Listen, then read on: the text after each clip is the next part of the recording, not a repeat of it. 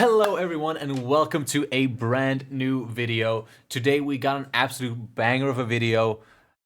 We gonna go through every single meta relevant matchup for Belo Betty. And we actually have a very special guest with us today. Adam, please do introduce yourself. Thank you so much for that. My name is Adam. I am the Belo Betty player who got top 64 at the United States Nats. And you did also get top 16 in Madison Regionals. Let's not forget about that Yeah, one. yeah. That I got top 16 at Madison Regional in the 8.5 meta right before the actual support for this deck came out. So that one, Which is personally crazy, proud of that one. because 8.5, this deck was not necessarily it. And you still managed to perform, which I think is super impressive. Yeah, thanks, man. I actually think that it had some stronger matchups into black. Shockingly enough, the Dofi matchup was still equally as difficult as it is now, but like. The meta just suits it both times. But Oh it's 08, so funny to 9. hear because you didn't run stage in 8.5, did you? No, I didn't. I did what I think there's two like main concepts that you can run for the deck, and I was running the first main concept, which was max counts of most things with very Mm, few tech options. exactly, which is the deck I have like on my channel, basically. Which is the deck I've been running and always been running, basically. And then you Which you came it's in and incredibly revolutionized strong. it. Oh, it's all about revolutionaries over here.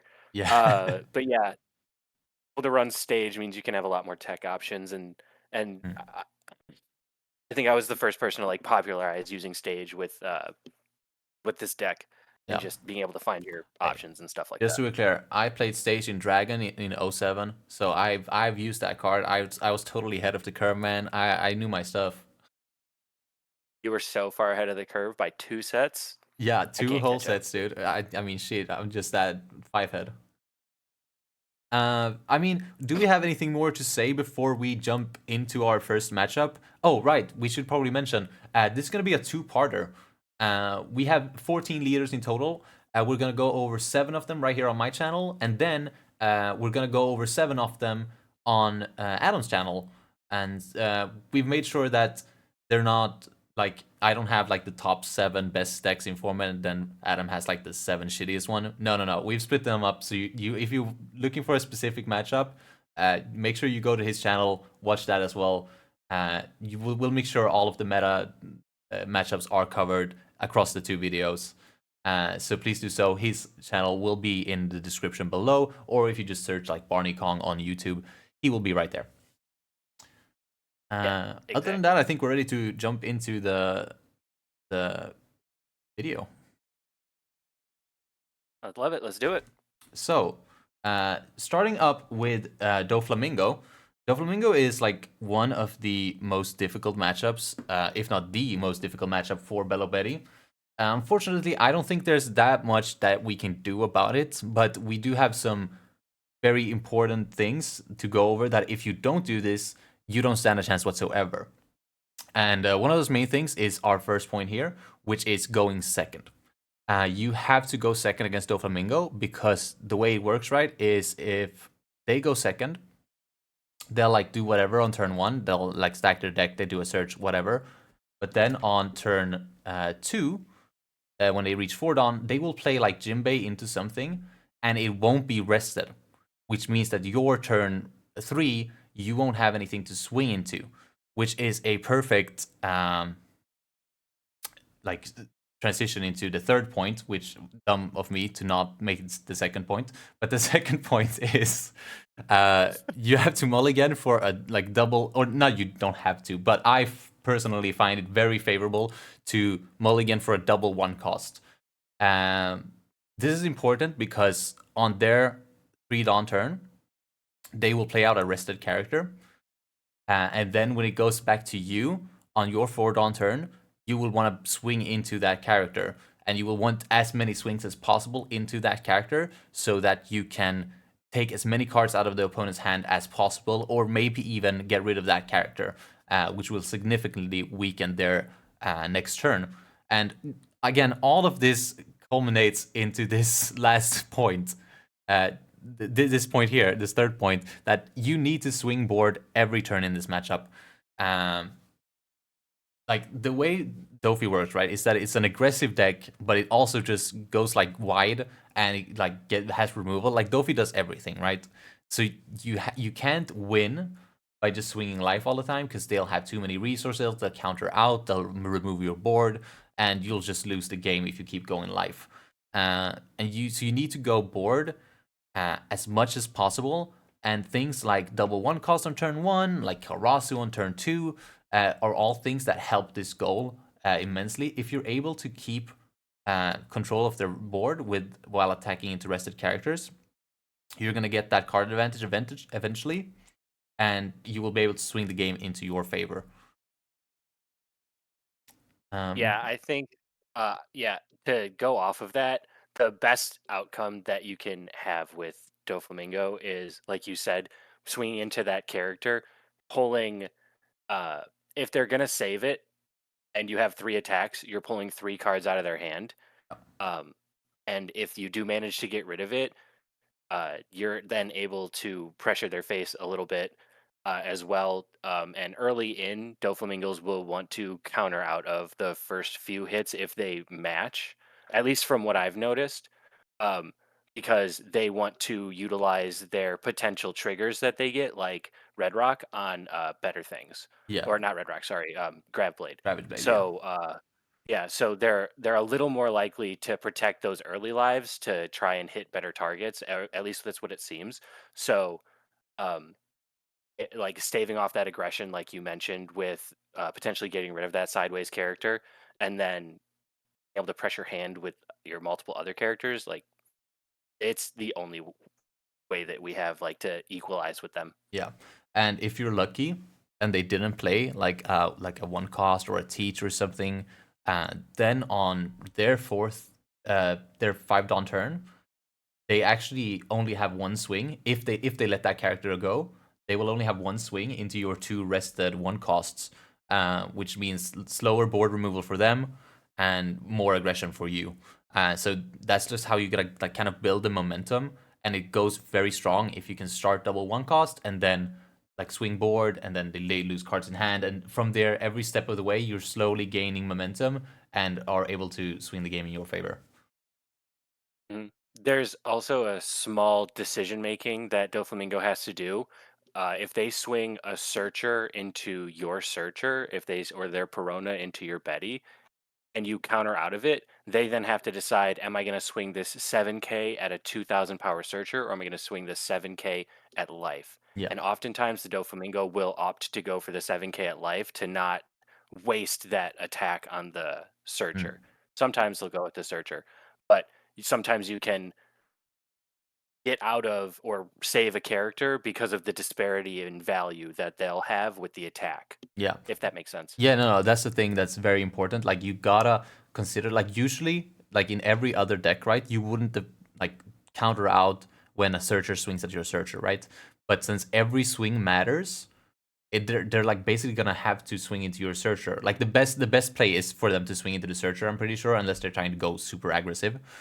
Uh, Correct.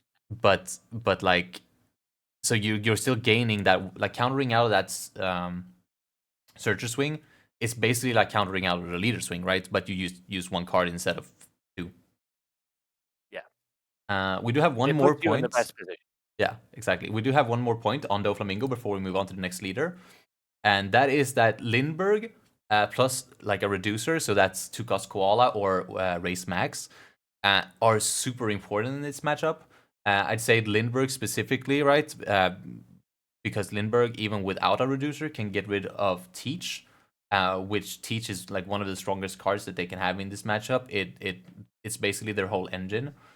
But with a reducer, you're able to get rid of one of those 4 cost bodies, whether that's a boa, a weevil, anything at all. Uh, and like I said before, the board control in this matchup is what you need to win. So being able to stick a Lindbergh and then like getting extra value off of removing something that's like how you win this matchup, right? It really is. It's controlling board while being able to pressure their face or other characters on board. So you use Lindbergh to just get rid of their weevils, get rid of their boas, get rid of their everything. Exactly. It's funny because like you think of Boa and Weevil because they're 6Ks, and then you realize what he actually gets rid of everything. Yeah, yeah. I didn't need to list them because Yeah, let's go over every warlord there is in the entire fucking game. basically. Yeah. Do we have anything else we want to add on Doflamingo, or do we feel confident going on to the next leader? I would say the last thing to add is don't feel discouraged if you're losing to this matchup or if they're abusing law and you're feeling like it's unwinnable. It's just a counter to our deck. So do your best, but like it's a frustrating matchup regardless. Yeah, and I think what you said, Adam, is that you managed to bring it up to 60-40. 40-60. 40, Let's not be yeah. crazy. That's obviously 40. That's what I meant, 40-60. Yeah. Yeah, 40-60. Using stage, trying to find 6-cost Koala, 5-cost Ivankov, things that are not hit by law, or using low-cost things like 1-cost Betty or 2-cost Koala, 2-cost Kuma, so that way if they are using law, they're getting low-value law, and instead of returning your 4-cost to your hand and using up and eating up a bunch of your Don, it's more like that. They're returning 1 and 2-cost things that you can either replay a lot easier and still use and allocate your Don elsewhere, or Yeah. But that being said, if they see an abused law, I still lose. Yes, but I feel like it's something that doesn't happen as often as I feel it should, and I feel like that's kind of a piloting issue, like where I feel like a lot of Doflamingo players don't know how to do it properly, or they don't know the matchup well enough to like do it and commit to it or whatever. Because I feel like it doesn't happen as much as it should. When it happens, it feels terrible, but it doesn't happen that much. Like you said, like 40-60 is like it's possible. Yeah, and I would say it doesn't happen 40% of the time, which however much they can rearrange the top and search and stuff, you would think it would happen like 80% of the time. Yeah, but it definitely does not. It does not. No. So that's some positives at least. We ended on a positive note with Doflamingo, which is surprising because Doflamingo. Exactly. But we will move on to something super positive, and that is Blackbeard. Blackbeard is one of the more prevalent leaders in this meta, something that every deck needs to watch out for, and luckily it's very favored for us. So that's great, but we do still have some pointers because it can get tough if they see triggers in live. You know, they see their removal cards and they're able to like establish board. You know, it can be really awkward. I lost to a Blackbeard just like an hour ago. Really bad. Don't talk to me about it. Like I'm sad. like I'm actually hurt. Yeah. It's not like they can't win. It's just they need to see like 5 event KOs and they need to see a Vasco shot or 2. And if they do, they can keep up with us. And if they don't, we should steamroll them. Yes. And it's like even if they see their pieces, I feel like we also need to not see our pieces. Yeah. It needs to be both. Exactly, and which is why this matchup is so favored for us. It's not unwinnable by any means, like some other matchups are for us, or other way around. Yeah, unlosable. Unlosable. There we go.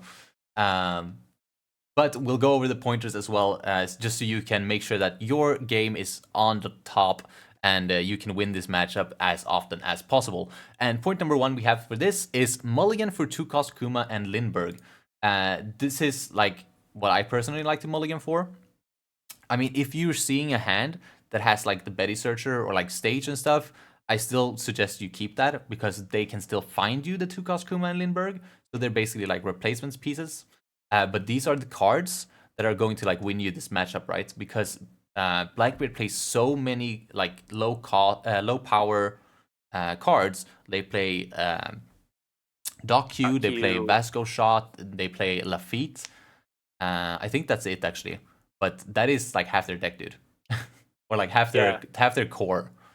It's 12 cards that 10 cards that they run consistently that they will always try to play out. Yeah, exactly. And basically, the sweetest thing when going second against Blackbeard is when they play fucking Lafitte for 1, and obviously they can't tap it because they don't have the Dawn. And then on 2, you just play Kuma, pop it, and it goes back to them on 3 Dawn. If they want to get rid of that Kuma, they'd have to invest like an Ice Age or a Tempest Kick, include as well as a Doc Q to get rid of it. Since Doc Q only hits 1 cost, they actually can't quite reach the Kuma, opposed to as if you'd play like just a Belo Betty searcher. They can just wipe you with Doc Q. Exactly. And it is ideal to go second. I feel like that's just kind of standard Betty. It was the first Doflamingo point, and it could probably be the first point against basically every Yeah. deck as well. I think I Go wanted second. to do that first. I think like what I did was I put going second against Doflamingo, and then I put going second against Blackbeard, and I realized actually this is just dumb. We have too many points to keep telling people to go second every matchup. Yeah, so just blanket, assume, go second. We'll Yes. specify if it's different, which we won't because I don't think there's a single matchup where we do that. I don't think so either. I'd like to look through now, but I'm too lazy. We're gonna assume you don't want to go first ever. We're actually not gonna talk about the mirror, are we? I don't think. No, we're not gonna talk about the mirror. We might do shortly at the end of the video or something. But that one, that's the there's people arguing that you should go first in the mirror, but beyond that, go second all the time. Go second, every single time.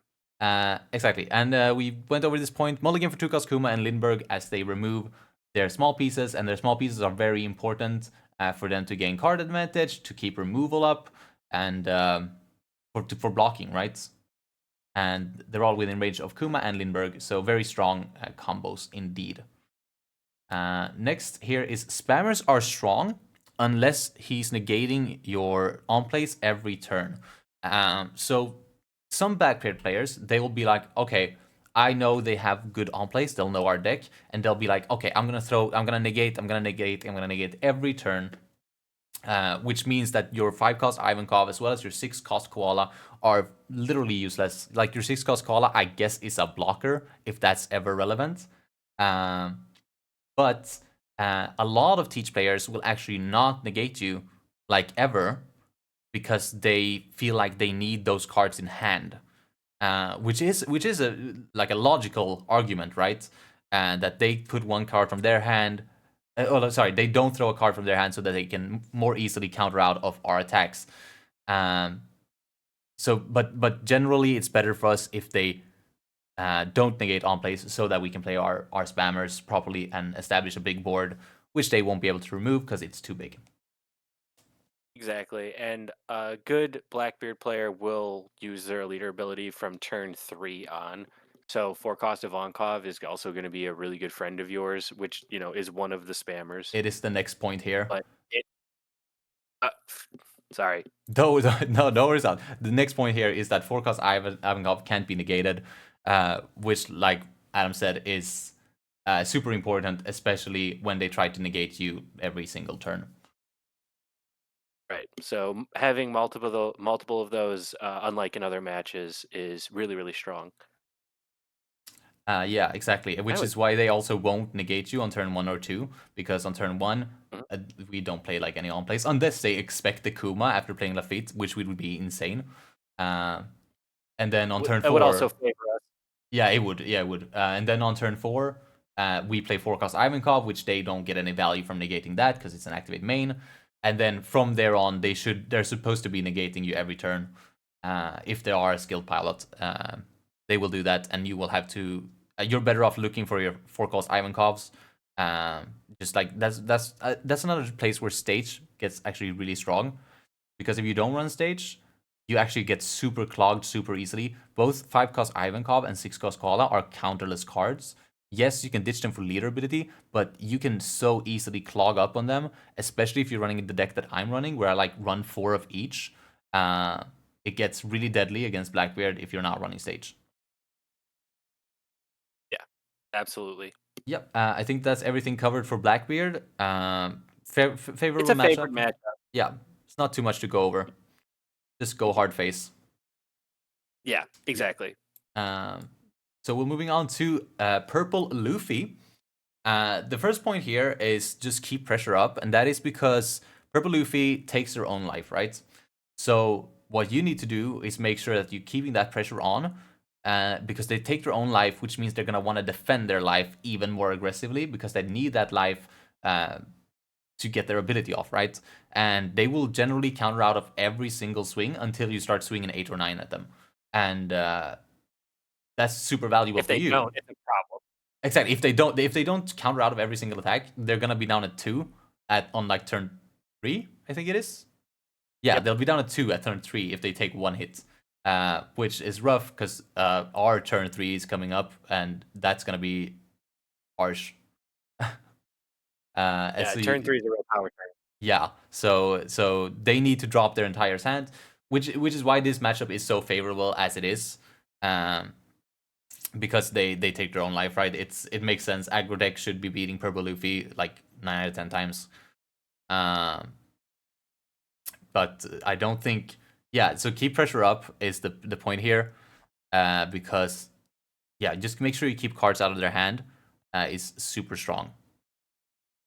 The next point here is Kuma is actually just great for removing their blockers. There are a bunch of different variations of Purple Luffy, right? A lot of them run like Queen and 5-cost Kid and stuff like that. But generally, the more common ones I've seen are Nico Robin, the 2-cost 2k blocker, and Nami, the 4-cost 2k blocker. That is what, if you have 8 or more Dawn, draw 2, trash 1. Something along those lines. And That's it. yeah, and Kuma hits both of them. So Kuma is great for dealing with blockers. Obviously, Lindbergh is here too, but Kuma is just able to do it at such an instant pace, which is super strong in this matchup where you want to keep that pressure on their life. And you can trigger it out of your own life, Yup. and their blockers, if they're on the board, are always in range. It's just Kuma's your best friend in this matchup. It's so Exactly. good. Kuma is super strong in this matchup for sure. Other than that, we have careful of 7-cost Sanji. 7-cost Sanji can make things super awkward for us, especially when it comes down on 7, which is their turn 3. And each can just rest like one of the 4-costs you played and just kill that. And then like you don't have a strong turn 3. And, that's how they gain momentum against us. But generally, they will just play like Luffy Taro into something like Sangoro or another Sorajuro or something. But the most important thing, knowing about 7-cost Sanji, is that if you think that you're in a good spot to play 6-cost Koala, because you're just like, oh, I'll just play this, she'll block something, I'll take a life, it's whatever, I'll apply a lot of pressure that way. 7-cost Sanji just rests that card. He rests a 6-cost or less, and he's a 7k swinger with Rush.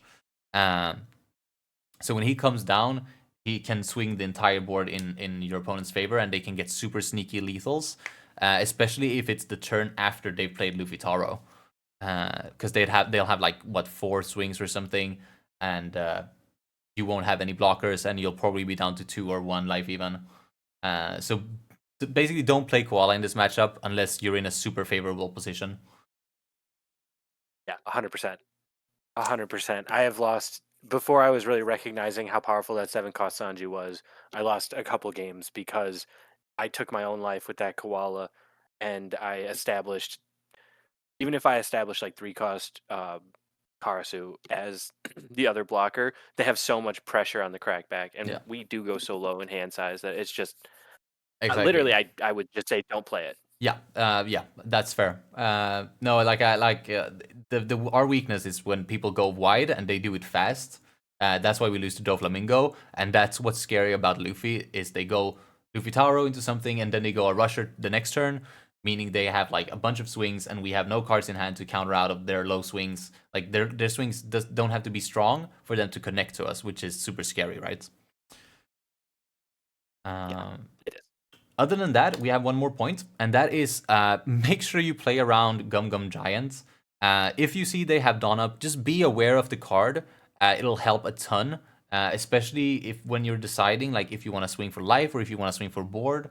Because sometimes, let's say you have like a 9k swing out, and you're thinking, oh, should I attack the 5k leader Luffy or should I attack the 6k Sorojuro? Just that 1k difference can mean the world if you notice that they have one Dawn up, right? Because that's a whole ass more card. Whereas usually, like, you'll be like, oh, they're just gonna let this through anyways. No, they won't, because they can counter 4k while going -0 in hand. So you just have to be aware of it and play around it, which is, nothing special playing around it. As long as you know about it, you can do so fairly simple. But you just have to be aware of it for sure. Yeah, and the way you play around it, you alluded to it, but to just be very direct is swing at least 4,000 power uh, over your Yeah. opponent's target. Yeah, I mean, most of you guys should know that by now if you play the game for a long period of time. Radical Beam has been around since set 1, I think. Yes. Yeah. So, and that card's been relevant forever. So it's the same here. Just make sure you swing bigger numbers, but also if you can, you can also like tease it out with like a 7k swing or maybe even a 6k swing if you're lucky and they're low in hand. You can tease it out if you're able to go wide. That's much better than going tall against giants. Well said. Sorry, go on. No, I was just well. So it is so like if you have 5K swings, or you had one 12K swing, do 5K swings. Exactly. Yeah. Other than that, we'll move on to the next leader. Purple Luffy favored our way, but here are some pointers for you to get even better at that matchup. Next leader is Red Purple Luffy, which is a very similar matchup. Not only because it's Luffy and he is purple, but because they share a package in the purple Straw Hats. Difference being that Red Purple Luffy here has 3 life naturally, and instead of like Purple Luffy, he goes down to 3 on his own, but he still has the cards, right? He still has the card advantage, which is why Red Purple Luffy is incredibly favored for us. Mostly, like you can see here for the first pointer, they're not a 6k leader anymore. Against every other deck in the game, they go, hey, I'm going to make that card advantage back by being a 6k leader, and you're not going to get free swings with your leader every turn. But we play Karasu, which just means, hey, you're not going to be a 6k leader, you're a 5k leader, and all my searchers are going to be able to swing at you, bringing cards out of your hand, bringing life out of your life area, and swing the game in our favor. Which is really strong, which is exactly why you need Karasu, because you boost your searchers to 5, right? But if he's at 6, it actually don't matter. Other than that, we have point number 2. This is like the only way they can ever beat you, is if they have like Dragon or 10 cost Gear 5 Luffy and you have not done the proper math for it. Let's say you're at like 2 life and you try to push for lethal when you don't necessarily have to. Like, let's say you swung with a Karasu blocker or something and you didn't really have to do that. They can like get a lot of damage in, especially with 10 cost Gear 5 Luffy here. Like, Dragon is good because for them, because they boost differently, right? Their leader goes up to 8, which is something that you might not have calculated for when thinking about other rush cards. And 10 cost Luffy obviously restands their leader and allows them to swing 7k. So 10 cost Luffy, he swings.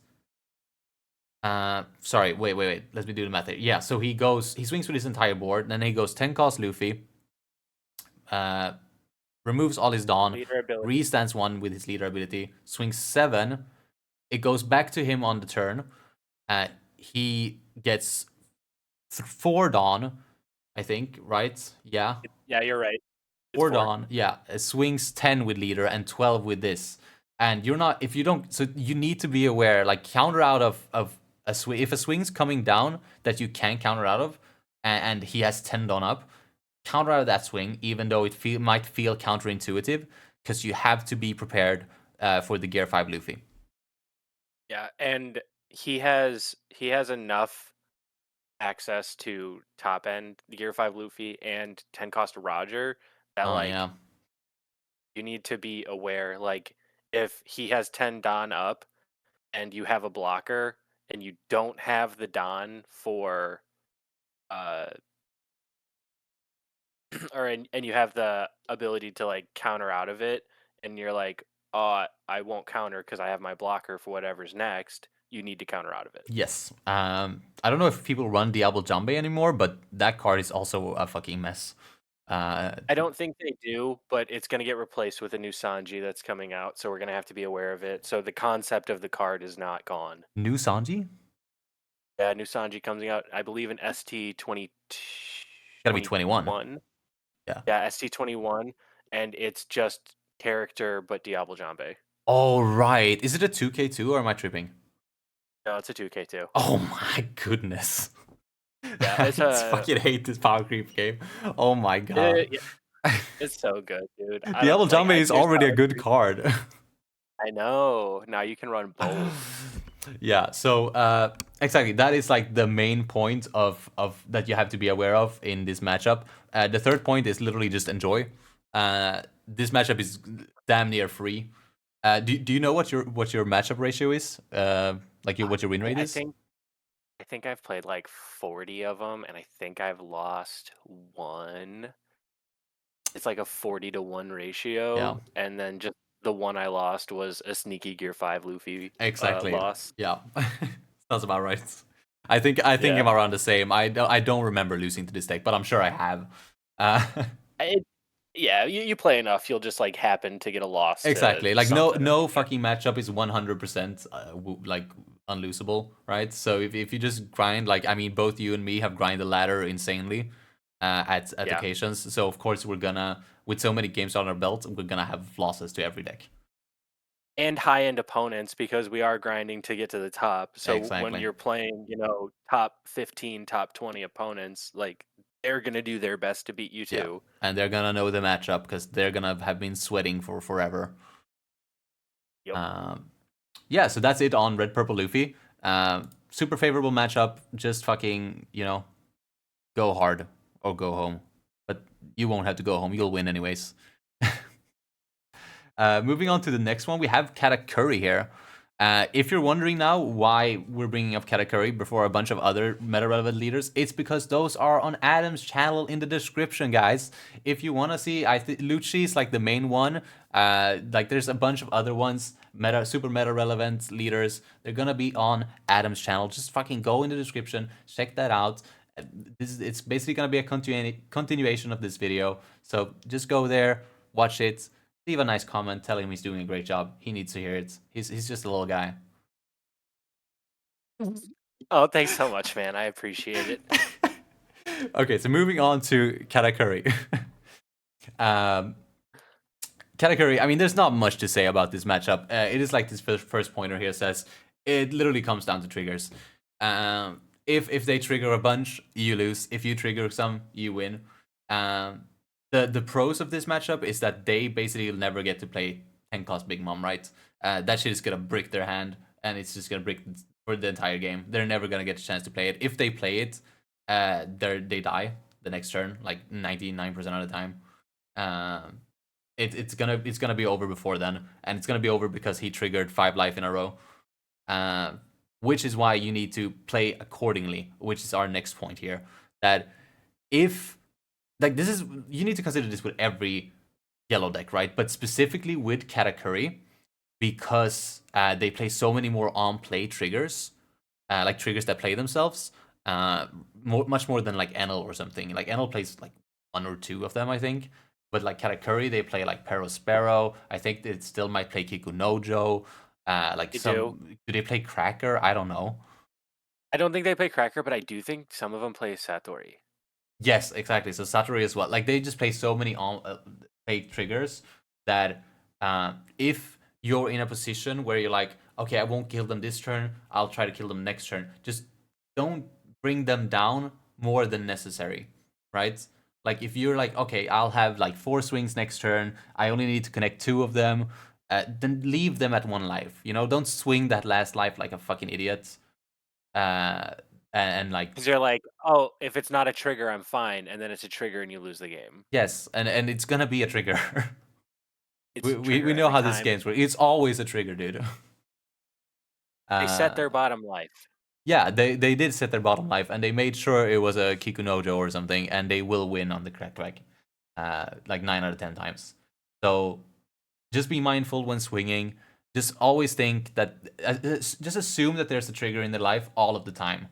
Uh, that way you can more confidently swing when you feel like you can. Like when you know the matchup, it feels better.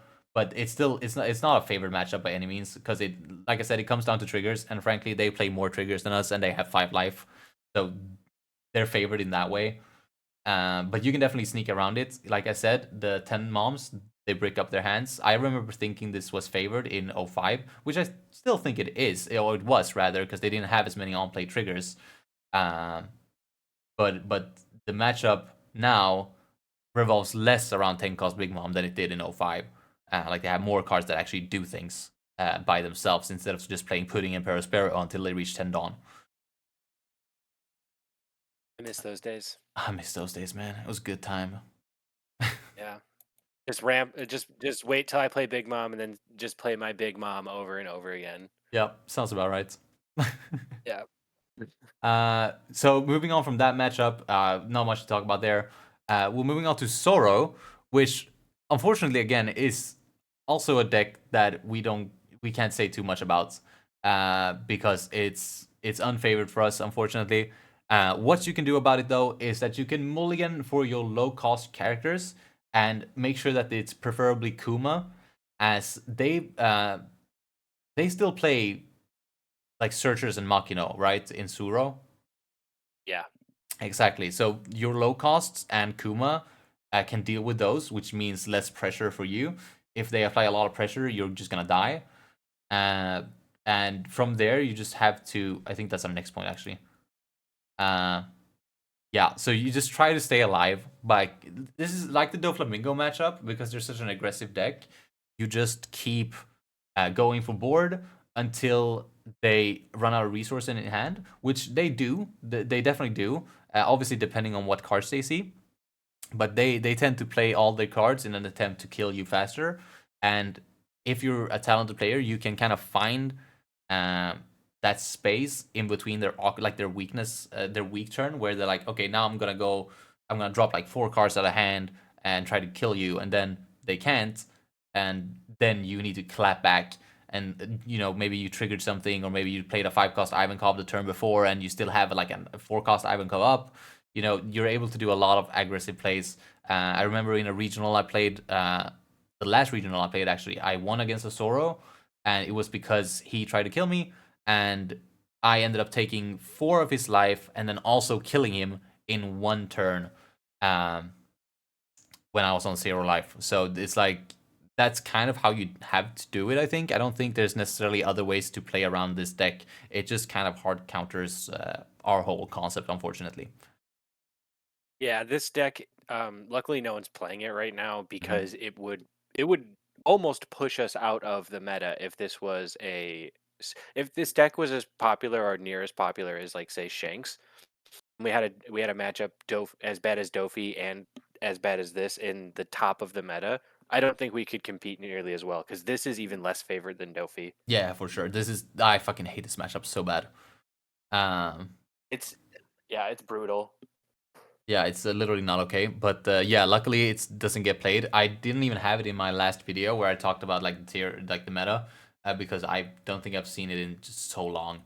I had a Sanji on there though, which is funnily enough not in this video because Sanji is not played either. You don't have to worry about mono red. You're not gonna play against mono red unless it's Shanks, which is great because those matchups are fucking horrendous. But They really are. yeah, but a deck you might see, which is a funky deck, also Straw Hat deck, is Nico Robin. This deck is like kind of low-key sneaky. It's not like most played deck, but there's definitely a chance of your chances of running into this deck are way higher than running into Zoro, I think. Especially because like new leader hype, right? It's always fun when you get a new leader. It's a Straw Hat, it's a waifu. People like the color combination. We haven't seen it in a while. I lied. It was in the last set. I forgot about Pudding. No, I was just like, I mean, dude, Lakers Croc was so long ago. We haven't seen this color combination. Oh, wait. yeah. But I will say, with the popularity of this deck, it's growing. People are really, really liking this deck. I know several people who are trying to make this deck work because they think conceptually it's really strong, and it's a Straw Hat that can run Gum Gum Giant. I was gonna say the concept is literally just, hey, ramp to Yamato at 9 and then have Gum Gum Giant for protection. But I don't mind because, to me at least, this matchup is super favored our way. This is a 4-cost leader. Sure, it has access to Giant and it has access to Yamato and it ramps, but if you're usually able to wrap the game up before they get too dangerous. We'll go over it. We have all the pointers here. We'll start with the first one. Take their first swing. Which also, like, that feels counterintuitive, right? Because it's Banish. It doesn't make any sense. Like, even if it's a 5k swing, the logic is, right, okay, so it's one card anyways, right? So I might as well counter and keep my life. But no, it doesn't quite work like that. Because if you counter, that's a card less in your hand. And yeah, sure, it's a card extra in your life, but it doesn't really matter. Like, that's not how matchups work. You're playing against yellow. You want your life to be gone, and you're Belo Betty, so you need cards in your hand to do things. So just take that first swing. That's like the best thing I can tell you. When I started, like, I was literally struggling with this matchup because I kept countering out of their banish swings, and then I was like, huh, I should probably just take it, huh? And then I did, and I think I went on like a 9-6. I won every fucking game ever. I don't know. I just remember winning like literally infinitely, and being like, holy shit, this matchup is so easy. This is fun now. So just take their first swing. That's like the most important matchup tip I can give you about this leader. The next tip is that they have a super predictable curve. I mean, this shit it's mind-bogglingly predictable. On 3, they're gonna just swing 8.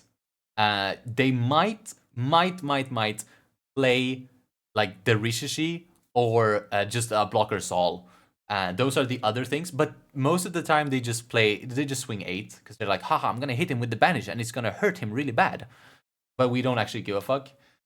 And then on 6 Dawn, they'll ramp. They'll ramp as well on that turn. They ramp every turn. And then they reach 6 Dawn and they just play like Demon Robin, right? They trash your life. Nothing you can do about that, unfortunately. We until we get the 5-cost promo Sabo, we literally can't avoid that. So you just have to lose that life. You go down to 2, and then you might want to consider countering out of their leader swing after they swing there, because you don't really want to go down to 1. But that's like super predictable, right? And then next turn they're gonna be at 9 for Yamato, which is at that point Yamato's not even hitting your things anymore, because you're gonna have brought them down to like 2 or maybe even 1 life, and you're gonna be at like 2 or 1 life. So their Yamato's not getting any value whatsoever, except for maybe healing them once.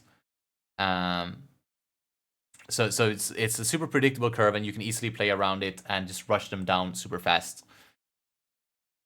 Let's see. Yeah, exactly. So next pointer here is just swing face hard to make sure that they don't get a full value Yamato on their 9 Dawn turn, which, mind you, will be their fourth turn because they ramp twice, right? So be aware of that. Just make sure you swing face. You won't really have anything else to swing at anyways, so you're going face no matter what. And Karasu is great for this as well, because it applies more pressure to their life, which means less cards in hand, less life.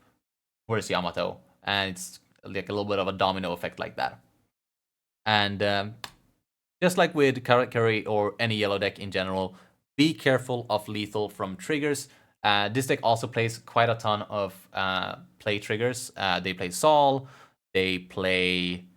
I think they might play Blocker Karasu. I'm not sure about that, though. But they play a couple things that play themselves, at least. They play Sol. I've seen some that play Miss All Sunday. I've seen some that play Kiku Nojo. Yeah, and then Demon Robin plays a 3-cost or less as well. Yep. Yeah. Demon Robin for sure. So you obviously need to be careful. Yeah, the deck like revolves around triggers, so they're typically gonna have triggers in life, unless you're hitting one of their big bodies. Luckily. Yeah, don't hit their big bodies though. No, I meant like as in their big bodies out of life. Oh yeah. Okay, that makes more sense. I was like, okay, yeah, they won't trigger if you're hitting their board, but like if you're swinging at their Yamato, you're playing wrong. Yeah, you're making a mistake. Don't do that. Yeah, but you generally, as long as you can like see lethal, you'll probably have lethal. You just need to be wary of the clapback, as with any yellow deck. But more so with this than something like NL, just like I mentioned with Katak Curry. That is actually the last leader that we have on this channel here, which is good because we're around 45 minutes into this recording. It is pretty long, but that is fine. If any of you stay till the end, again, make sure you check out part 2 in the description on Barney's channel, Barniekong on YouTube. So make sure you check that out. Adam, do you have anything you want to say as we wrap this up? Thanks so much for having me on your channel. It's been an absolute honor, and I'm looking forward to part 2 where we go over a couple more relevant matchups than, say, Zoro. Yeah, exactly. Some more relevance like Lucci, Shanks. We got some BY. Yeah, so some actually important matchups. Hey man, there were important ones here too. I wasn't saying that. It's just, hey, we did have Dofi on here. We did have Dofi. The most important one. Arguably the most important one, probably next to Lucci. But yeah, that was it for this video. Like I said, make sure you subscribe to Barney and watch the part 2 in the description. But also don't forget to subscribe and like this video. You know, this video is also here. So make sure you leave a comment. You know, saying some nice things, or whatever. Other than that, I think it's. Oh, you want to say something? Final off? Yeah, well, it's just my favorite way to say it in the community. Like D video, like Monkey D Luffy. Oh my D god, is there. I've never thought about that. D video. Go ahead, like D video, everyone. Is anyone saying that? Is that your thing? I'm not following. I think it's a community thing. Oh, I've never heard that. Yeah, yeah, not the One Piece community, not One Piece card game community. Oh, okay. That's probably why then, because I'm mostly on One Piece card game. Sorry, we're dragging this out way too long. Thanks for watching. We'll see you in the next video. Thank you so much for coming.